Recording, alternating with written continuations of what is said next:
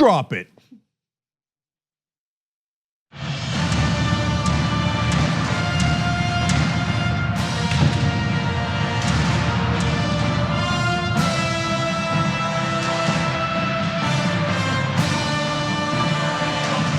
Look at this fun power panel. Francesca Fiorentini. Hey! Oh, that's how it's pronounced. Yes. Cenk Uygur and Iadarola. Look at me flanked by two Italians. Are you? I am. I knew, that's why we're connected. Yeah, I mean, with That's names why. like Iadarola and Fiorentini, I'm pretty sure. So it's actually the most Mediterranean power panel we've ever had. It is. We just gotta get Nomi on. Oh, that's Yes. right. Represent all the islands. That's right. All Same the face, coasts. same race. Shout out to quoting Naomi. Mediterranean. Yes. Okay. So lots of big news as always. Okay, we kind of do a news show here. Okay. I've always described it that way. So apparently there's another presidential candidate. They decided not to announce on TYT. No big deal. Not holding it against them. There is a polar vortex. We got to get to it because Fox is, of course, being hilarious about it. Trump got interviewed in the White House, so that's obviously a disaster. So that's fun for everybody. And what else we got for you guys? Oh, gay conversion theory. Not theory, therapy. I have a bit of a controversial opinion on that. Okay, hold, don't make assumptions, hold, okay? So that's in the second hour. Meanwhile, coming up this weekend, more Young Turks, because can you really get enough Young Turks? We're gonna watch that big game whose name cannot be mentioned for copyright reasons. Fortnite. Obviously, yes, it'll be us watching someone else play video games on Twitch. Or why did you imply that there was something wrong with that? Yes, that big game everyone watches. Wow, we're starting at 2:30. I didn't know we were starting at 2:30 Pacific. Okay, 5:30 Eastern. So there will be starting 2 hours early. No, 1 hour. 1 hour. Okay. And I just found that out. Anyway, it's super informal. We're a second screen. We can't show you the game, obviously. You're just watch along with us, or we're watching along with you. You're gonna do the replays here. You're just gonna act out all the. That's right. That's right. Sacks. I know what I'm talking about. Yeah, that's right. If we reenacted the sacks, that would be worth everything we ever did. But to a sacks. Yeah. So it'd be like sacks, you sacks replay with the sacks. Yeah. And then there's nothing sexual about it. Okay. Okay, that is for certain. There you go. Anyway, so come watch it with us, tyrt.com/live. So that'll be fun for everybody. Me, Mankiewicz, and all the JR, Anna, all the fun crowd, not this guy. I'm going to a different party. Okay, sure. Oh, yeah. Okay, fine. Go to a different party. Anyways, check it out, guys. It should be a lot of fun. Okay, let's get started. John, big news. Okay, there is, unfortunately. New Jersey Senator Cory Booker has announced that he will be entering the 2020 Democratic primary, surprising no one. Okay, but he is running.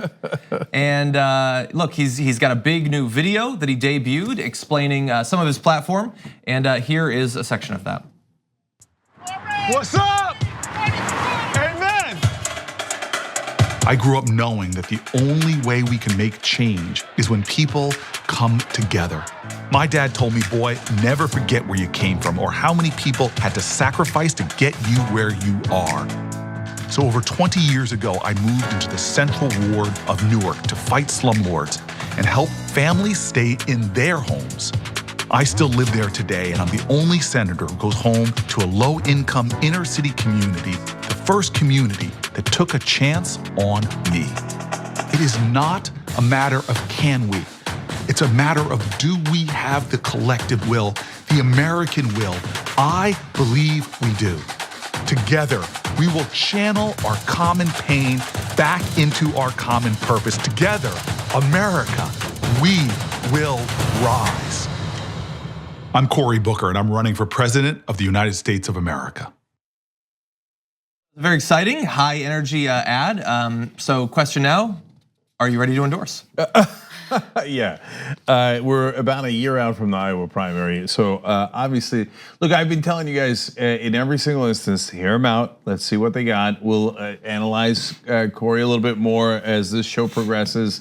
and the good stuff that he's done. He's done some very good stuff and not so good stuff. But I'm initially amused by the reaction that he's getting. So John's right. Everybody's noting that he is brimming with energy. CNN said that. Said the only tweak they had, one of the very tweaks they had of him was that his high energy was almost comical. And I like that he started that with "What's up?" CNN said that? Yeah. So like even CNN's kind of dunking on his attitude. They're like, okay, we have no personality, but you feel like you're faking it. Yeah. But it was the only smidge, like one of the very few tweaks. I'm gonna get you some great comical, over the top compliments CNN gave him in a second. But I remember Mitt Romney started his campaign video the same way. "What's up?" Right? But also with like the historically black college marching band. That's right. I'm pretty sure Mitt Romney had the exact same marching bands. Which, by the way, for those of you who knew what the best moment of 2018 was, definitely Beyonce's Coachella performance, and that was a total ripoff of Beyonce. So pretty much could have been like an On the Run tour #2, very Jay-Z, very Beyonce. It's been done, Cory. Like, oh my God. You kind of need to like shout out to the queen if you're gonna rip off her so bad. You don't want to piss off the Beehive. No, exactly. The Beehive is so warming. I mean, but it's totally like maybe the Beehive will be on our side. Yeah. So, but anyway, it's a fine video and inspiring. And just slick. like. Yeah, and he lives in Newark, bless his heart for that. That's great. It's just like Mitt Romney lives in the low-income community in Salt Lake. I don't know why I'm making a random Mitt Romney reference. Although they're actually, come to think of it, we will return to that. Yeah, in 2012, Cory Booker famously defended Mitt Romney from Obama's attacks. Because he said, look, we shouldn't demonize people in private equity and high finance. Those are really good folks. Really good folks who've given Cory Booker a ton of campaign money. At least in the past. Now he doesn't take corporate PAC money. So let's be fair on all counts. So now to CNN, this is my favorite part. So I remember when the establishment media, they have not been overly kind to Elizabeth Warren or Bernie Sanders, particularly Sanders, but they've took a bunch of pot shots at Elizabeth Warren, and so I'm sure they did the same for Cory Booker when he announced. So I will read you some of the things that they wrote about him. He's got a pragmatic approach, as opposed to progressives, who of course are not pragmatic. Okay, that right now just warming up, no big deal, right? He has quote raw political talent. Same thing they said about Bernie. He is a quote. These are all quotes. Quote. He's a powerful contender. He is a gifted orator, or orator, I should say. And then they go to a politician. They're like, "We didn't say this. They said it." Which is, by the way, the same thing they do with progressives. They say, "I didn't say Bernie Sanders was a terrible human being. I got this legislator to say he's a terrible human being." Right? So in this case, they found Cedric Richmond, Louisiana Democrat, and they quote him. This is the last line in the piece, that Cory Booker is quote driven more by faith and purpose than politics. Oh, come on. I don't believe that about anybody. Last thing I want. Well, maybe. Please be driven by politics for the love of God. Yeah. Or not for the love of God, for the love of politics. Anywho, yeah. If his purpose is to become president, yeah, he's been driven by that for years, I'm sure. Yeah, look guys, some folks care more about policy and are driven by policy that is based on their track record, etc.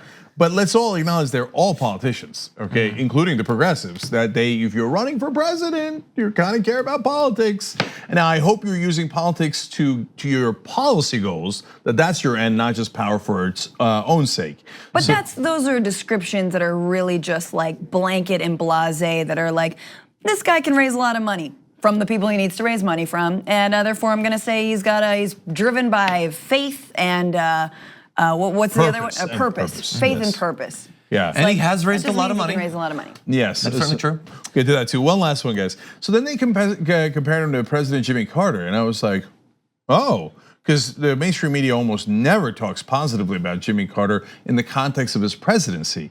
Outside of his presidency, they give him credit, as they should, for the wonderful work he's done in charity and curing diseases, etc.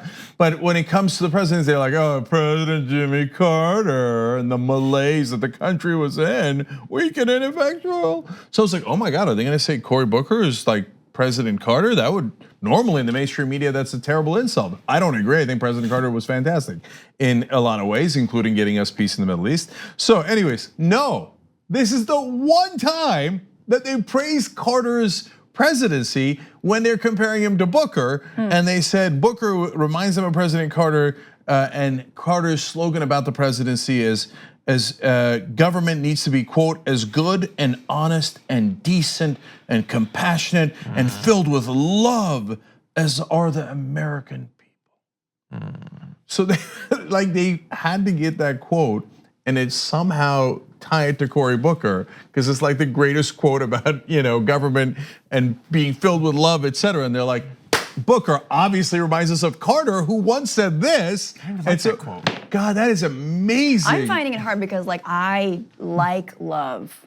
You don't love it? I don't love, but I like love. Okay. I would vote for love, but so I don't know if I should endorse Booker because I'm very torn, is what I'm saying. Yeah, that is. And the electorate will also be, if the question is love or no love. See, that's right, and that's why CNN did such a good job of being balanced in their coverage, because people don't know, are they pro-love or anti-love? The only thing I would say, based on the different things that you said, is we have to hold off, I think, on the criticisms of Bernie so far in this go-around, because he hasn't announced yet. Once he announces and they ignore him or denigrate him, then we can start criticizing. No, but that's which is gonna happen. No. By the way, so two things about that, real quick.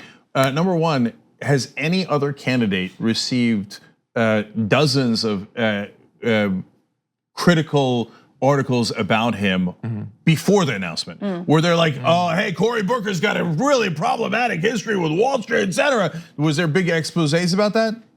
I don't remember any. I hear, though, that he is a gifted orator and a powerful political talent, contender, etc. Now, but you're right that let's give the mainstream media a chance, and this is why we talk about things in advance on the Young Turks. Maybe we'll be proven wrong, because you can sense the skepticism that we have, that maybe when Bernie Sanders announces, and we all are guessing, as the whole planet is guessing, that he will announce, and when he does, maybe the New York Times and CNN, etc. will be like, oh, powerful, progressive champion of the people. Oh, what a great candidate. Let's see. Even if you hate everything he's ever said, you have to correctly identify that he's gonna be a powerful contender this go around. Yeah. You are just fooling yourself if you don't say that. In any event, really fast, just because I want to get us a little bit to his policies. I want to give you guys a heads up, a bit of a warning based on some of the political history of Cory Booker, what might be coming to a news cycle sometime in the near future. Understand that he is a big one for sort of political performances in the real world, which none of these are bad necessarily, but just this is a thing he does. So he went on a 10-day hunger strike during his mayoral run to bring attention to housing issues. Nice. He went on food stamps to show how difficult it is. During one big storm, he shoveled a constituent's driveway and turned his Twitter account into a thing to coordinate shoveling. And so those are the sorts of things that he likes to do. He also, you might recall, ran into a burning building to save his neighbor. Wow. And so if buildings start to spontaneously combust near him in the future, watch out. So okay, well, he plays the media game really well. He does, but he seems to hit a mark that, like, let's say Elizabeth Warren has missed in the past. But so he seems to sort of, and no matter what your politics are, there's the popularity contest, via Twitter, and like obviously running in to save his neighbor just for Twitter. Because like, who hasn't? But that wins him points. To do these stunts, he knows how to appeal to people in that way. So guys, look, that cuts both ways. So he plays the media game well, and hence glowing articles. Every article I read was glowing about Cory Booker. On the other hand, those are good things to draw attention to, and so I like that he did those things. I mean, you can call it stunts, you can call it anything you like, but he's drawing attention to poverty and food stamps, etc. He's shoveling some dude's driveway. God bless his heart, right? I don't know how big the fire was. I really don't. I don't know if it was like, I think it's a little smoke in the background. There's a toaster. You cook, yeah, there was a toaster. Grill. Or if it was like a real serious fire, but in either way. That's described. Yeah, no, things. but yeah, would you run into a fire even if it was for politics? I don't know, right? So give him credit, give him credit. So those are good things that he drew attention to and good things that he did. Yep, Trump said he would run into a school shooting without a gun. Yeah. So he hasn't done it, but anyway, and yeah. Oh my God. No, we're not saying anything. We're not For saying any of these, I just imagine, what if AOC did this? I'd like it. So I guess I can't get too down on it. Anyway, just that might be coming. So Cory Booker now announced what issues is he going to be driving, at least in the early phases of this campaign. We'll have to see how things develop. Jeff Stein of the Washington Post spoke with some of Cory Booker's aides, and here are a few of the things that they brought up. The baby bonds program that Booker has previously talked about, setting up sort of an initial investment in every child, basically, to help to eliminate some of the systemic inequality of America. Criminal justice reform, antitrust action, legalizing marijuana, that's something he's talked about for a long time. A pilot program for a federal jobs guarantee, housing tax credits for renters, a Green New Deal, and Medicare for all. Although, on those two last ones, there's a need for further details because he said today for Medicare for all, he would not be in favor of eliminating private health insurance. And on the Green New Deal, the Sunrise Movement, they tweeted about it earlier today, and they said there are elements of it that he has supported that I would say go farther than, for instance, what Kamala Harris said last weekend. But he has not necessarily committed to the sort of urgent action that most committed environmentalists mean when we talk about a Green New Deal. Yeah. But look, it's a pretty good record right now. You know, in a different segment, we'll also analyze all the ups and downs of Cory Booker, and he's taken a ton of money from all these different industries in the past, and I think that does merit some skepticism or significant skepticism. But I'm super happy to have him as an ally in all of these, and he did great work on criminal justice reform. So I don't think that that's necessarily the question. And I think that a lot of times the establishment does this trick where they say like, oh, so you're saying he's a bad person. No, nobody said that, right? So we're not having a conversation about whether someone is a good person or a bad person, a good progressive or a bad progressive, a good senator or a bad senator. We're having a conversation about who would be the best person to be president of the United States of America. So I'm happy to have Cory Booker on the team. I'm not sure that I want him to be captain. And that's what this contest is about. Who's going to be the captain of the team? And if you're progressive, you might want the most progressive candidate, but you'd be thrilled that he's at least on board for Medicare for all, et cetera. And so, or you might say, hey, you know what? I think someone who's more centrist is going to win. I don't think so. I think someone who's more progressive has a much better chance of winning. But anyway, for better or for worse, that's his record. You want to get into some of the potential issues? Yes, okay. Let's do that. So Cory Booker he's in the race, and like you said, he's getting a lot of positive coverage, at least initially. Probably it will continue. But at some point, the media's gonna have to figure out if they want him or Kamala Harris in this Democratic primary. He does come into the race though with a number of potential issues. A lot of that having to do with his fundraising. He's a noted great fundraiser, but that often means that they're taking money from people that we would prefer that they do not. So first off, small donors, let's talk about that. Those who gave $200 or less account for 11% of his Senate fundraising base, according to FEC records. He raised his percentage of small dollar donors to 27% in the past 2 years. But Mr. Booker has the lowest percentage of small dollar donor funds of any senator thought to be weighing a presidential bid up until relatively recently. And we can compare that to some of the others. If we bring up this chart, you'll see some of the fundraising as well as the percentage that's small donor. So you see there that he's at 11%, someone like Kirsten Gillibrand's at 16, Kamala Harris at 32, but then you have Elizabeth Warren at half, and Bernie Sanders at 61%. So it's a pretty huge range, a huge difference between 11% and 61%. Even what he raised it to, 27, is a lot lower than either Elizabeth Warren or Bernie Sanders. So I'm going to give a backhanded compliment here. So to be fair to Cory Booker, the 11% is really low because, not because he has too little small donors. That's only half the equation. The other half of the equation is because he has a lot of really large donors. Yeah. So don't. Oh, good. Right? But those are the facts. So it's not like, my God, he cannot get small donors. It's that he has such gigantic donors that they dwarf his small donors.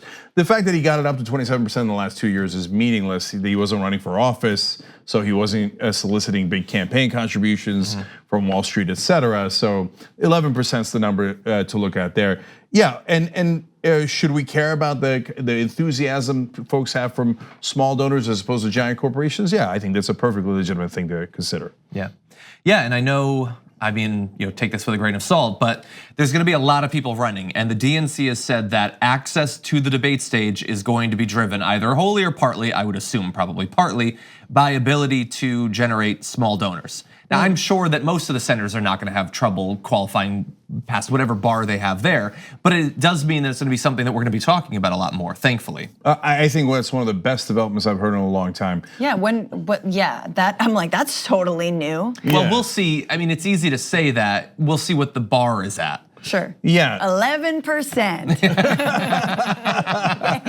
Maybe 27. Yeah, they're not going to eliminate Cory Booker from the debates. That's not going to happen. But look, I'm not worried about like whether they eliminate establishment candidates from the debates. I want to make sure that populist candidates can get into the debates by getting a lot of small donors. Yeah. So look, one of the things we mainly push for after some of the Just Democrats wins, like Ocasio-Cortez, was, hey, you should use a different standard, because the media kept asking, what did we miss? Why did we miss Ocasio-Cortez, Rashida Tlaib, et cetera? And we said, it's because you missed the small donors, and that's a better indicator of enthusiasm, energy, et cetera. And the fact that the DNC has accepted that is wonderful. So let's see how the debates play out. But now getting to the heart of Cory Booker's fundraising. Look, it's a super real issue. Almost none of the mainstream articles mentioned it, but we went back and looked at, of course, The Intercept and other places that has documented it. So back in 2014, when he ran for Senate, his first full term, he raised more money, and this is amazing, from the financial industry than any other senator. Okay, but I'm not anywhere near done. He also raised the most amount of money. He's number one in all these categories. From the real estate industry, entertainment industry, tech industry, accountants, and groups considered to be pro-Israel.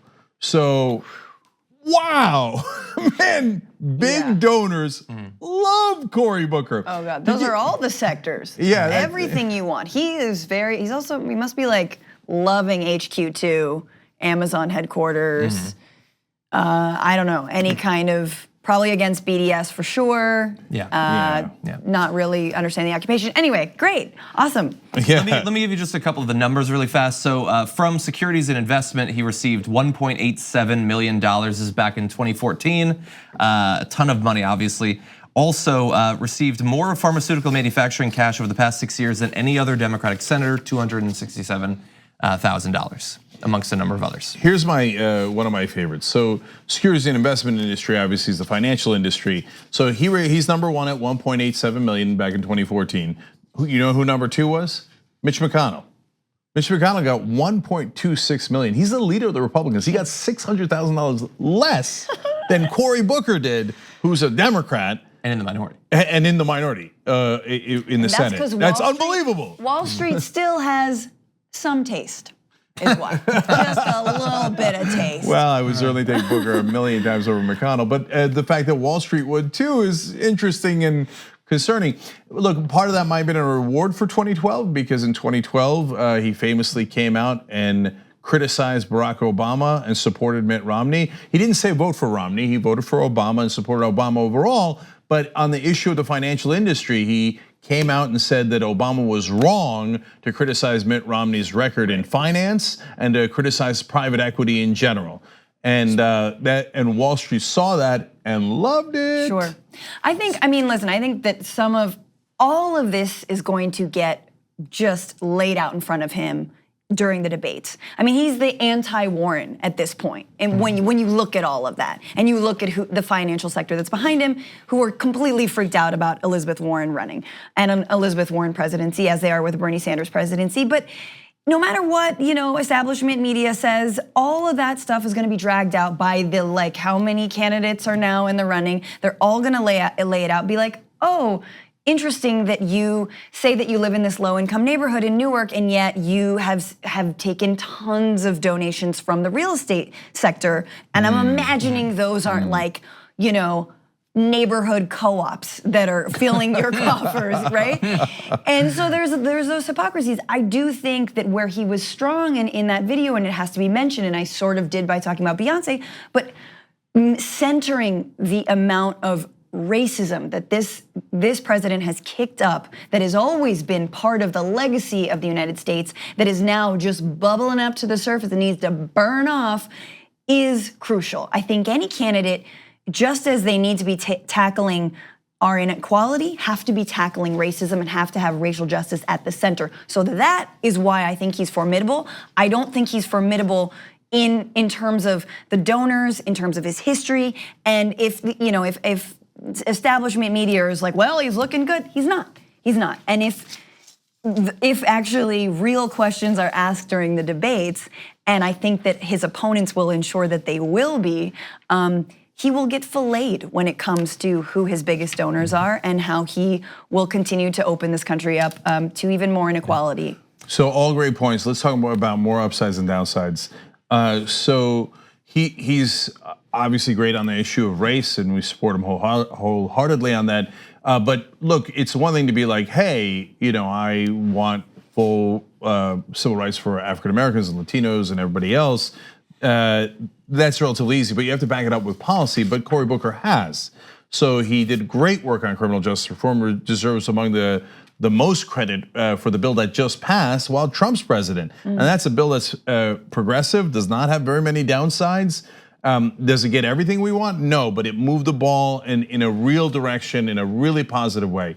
So as we're analyzing candidates, we cannot live in that black and white world that the right wing does, or sometimes the establishment does. Neera Tanden famously said about a David Sirota tweet, which showed where Beto O'Rourke had gotten money from oil companies, that it was very dangerous to show where he got money from. So I guess she's gonna consider this video dangerous because we showed you where Booker got some of his money, but we should not make the same mistake, okay? Do not take credit away from him on the great work that he's done. He went and supported Ben Jealous, who's very progressive, for governor of Maryland, etc. Now, on the other hand, there are things that are of concern, right? So now, okay, no, let me give him one more compliment. When he, during the Kavanaugh hearings, he was tough on Kavanaugh and he had a good moment there and all that was great, okay? And you need fighters. But that's where part of my problem comes in. So historically, throughout his career, he has emphasized love and unity. And you're gonna say, that's a funny thing to object to, Cenk, okay? But I do, and I'll tell you why. And again, he emphasized in this run, quote, common purpose and a revival of civic grace. So unfortunately, I don't believe this is a good time to talk about civility. I think this is a good time to kneecap Republicans. And so I'm not interested in finding common purpose with Donald Trump. And I'm worried that if he, not only in how he would campaign against Trump or any other Republican in trying to find unity that does not exist with the MAGA guys, but I'm even more worried that if he's president and then he's like, all right, let's have beer summits and let's try to see if we can come to agreement with Mitch McConnell on how we should treat Wall Street and pharmaceutical companies. Not remotely interested in that. No, I don't want unity with Mitch McConnell. I want you to kick Mitch McConnell's ass. And accountability for the corruption that we know has been going on, and in, let's say, the amount of money that was funneled through the NRA to the GOP. Like, we still don't know the end of all of the investigations that are unfolding. So I don't want a president to come in, and again, this is one of my biggest criticisms of Obama, of course, is like, oh, war on terror? Forgive and forget, and continue. No, there were war crimes committed and we have to treat them as such. And I'm not saying, lock him up, but I'm not saying don't lock him up, but I'm also just saying, let's ensure, and I think some of the Democrats in Congress are really ensuring that we can no longer have a president or a GOP that is as corrupt. Yes, you have to divulge your tax returns, we're gonna safeguard voting rights and all that. So I agree with you, we can't get in there and just play the same middling centrism that actually causes us to lose. And also we forget, because I think the left has been losing for so long, just how far to the right this like tablecloth of American politics has been pulled. We gotta re-straighten that, you know? And because we're progressives, I would say pull it to the left, which means there's actually food on the other side, so people get to eat. Yes. So I would also say, I mean, look, they're all on CNN all day long saying amazing natural political talents and everything. It's not just that I don't want a person who's gonna focus entirely on unity and bringing us together, which I think is a fool's errand. I also think that pragmatically, politically, I think it's unwise for him in this primary. I mean, yeah, the American people like people who say we're gonna come together, I guess, but I don't think that's the #1 thing that people want or will want in a Democratic primary. I think they want to know that the situation with healthcare is gonna be fixed, that there's gonna be jobs, that we're gonna take climate change seriously, all of these things. And it's not to say that he doesn't have policies hypothetically that would do that, but if he's on a debate stage talking about, like loving Mitch McConnell or whatever, okay, that's what you can spend your time on, or you can give me a very good reason to believe that you're gonna confront the biggest issues facing our country with the urgency they deserve. I don't think you can necessarily do both of those things. Yeah, so, and they give him this mantle of being great at politics. I quoted CNN earlier in the show about how he's a powerful contender, raw political talent, all this stuff. He's polling at 3%. Look, I don't want to judge him too harshly on that. It's early, there's 1 million people in the race. But if you're gonna give him all those accolades, they need to be connected to something, right? Whereas, for example, Bernie Sanders is polling at #2, not #1, Biden is, okay? But or Sanders is polling at #2. Does he get the mantle of raw political talent, etc.? Never, ever, ever, ever, right? Oh, he's awkward, he's this. I mean, they find 1,000 negative adjectives but he's polling in the worst poll at 16%. If one guy's at 3% and he's super talented politically and the other guy's at 16%, I would argue that he's a little bit more talented politically. But Cenk, what was Sanders polling at this point in the last cycle? Like 3%. Well, oh no. Oh my God, here comes Cory Booker. By the way, if Cory Booker, like Bernie Sanders, closes a 60-point lead, now it's too big a field to close 60 points, but has that kind of rise, I would give him tremendous credit for an unbelievable because the mainstream media might believe it, but I would be dramatically surprised, and I would give him credit for being apparently an amazing political talent that I underestimated. So finally, look, it's all about policy, guys. So I hope that's what it's about for you if you're a progressive or whatever you believe in. So and that cuts both directions too. So in reaching out to Republicans, sometimes he has gotten good policies passed, like criminal justice reform that I just mentioned. He actually did work with some Republicans to do that. So so that's why reaching out to Republicans is not a blanket wrong. It's, again, we don't live in a black and white world. If they have come in our direction and want to do justice reform, or they want to give felons the right to vote as they did in Florida, for example, fantastic. And I'm happy to agree with them because they're agreeing with us. But if you're gonna go in their direction in a situation, as Francesca pointed out, that has been pulled massively to the right, then I'm not at all interested. So which brings us to the drug importation bill. So Bernie Sanders proposes a bill that would have allowed us to import drugs from Canada. And it easily could have passed because 13 Republicans voted for it. So how in the world did it not pass? It got 13 Republicans to vote for it. Because 13 Democrats, including Cory Booker, flipped over to the other side, voted with the majority of Republicans, and said, no, you will not have access to cheaper drugs in America. And I want you to be clear. So he said, well, it's because of safety issues. Really? Yeah. And even Governor Tim Pawlenty of Minnesota, a Republican, was like, yeah, really? Show me the dead Canadians.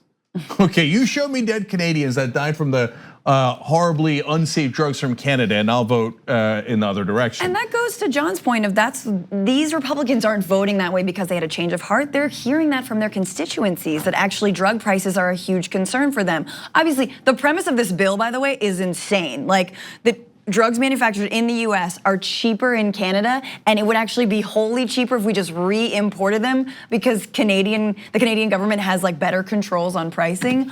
We are sick. No, that's right. And so I just want you to understand that the safety issue is pushed by big pharma. That is their #1 thing. And unfortunately, since they've captured our government, it worked under Clinton, Bush, and Obama, and now Trump, okay? Safety, they're produced here. The drugs are manufactured here in America.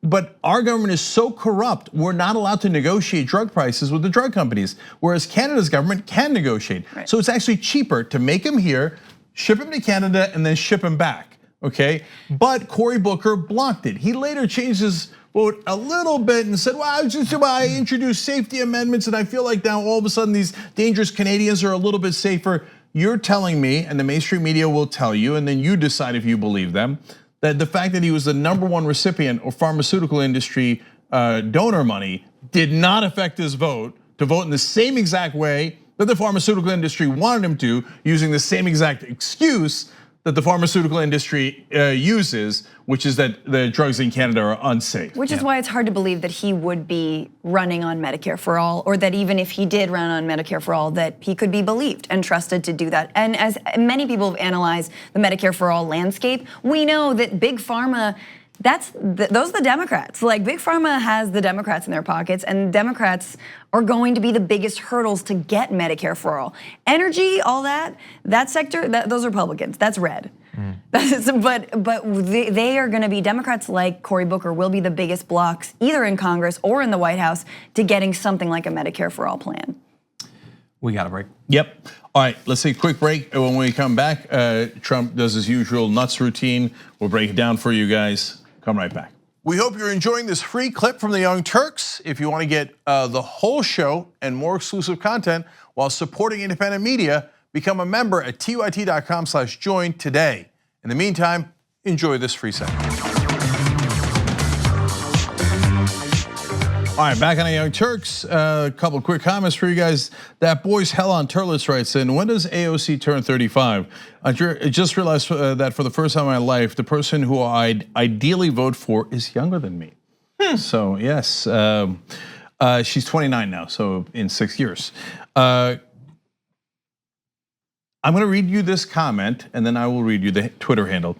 Yay, Francesca, I nominated her for president of the world recently. Oh, interesting. So I'm happy that she's on the TYT power panel, okay? Thank you. I am already president of Venezuela, though, so I can't be both. I'd have to abdicate and then become president of the world. That's such a great point. Why didn't I declare myself president of Venezuela? Because everybody's doing it. You could have retweeted me. It's okay, I'm gonna find that tweet. That's really funny. What was the handle? The Twitter handle is, don't you see I'm loco?